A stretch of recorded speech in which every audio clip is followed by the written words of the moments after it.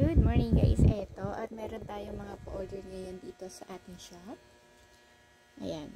So, ito yung ating ilan sa mga designs ng ating headdress. Ayan. So, napansin niyo meron siyang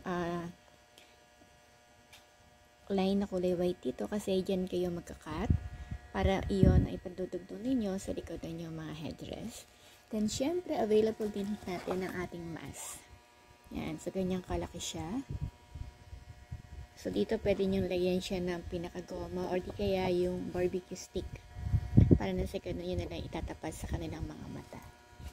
Ayan. Very colorful. And then, pag inabil nyo ito sa akin, may kasama na rin yung photo tag. Para na sa ganun ay mas maging makulay pa siya at glossy. Ayan. So, ilan lang to sa ating mga mask ngayon na available.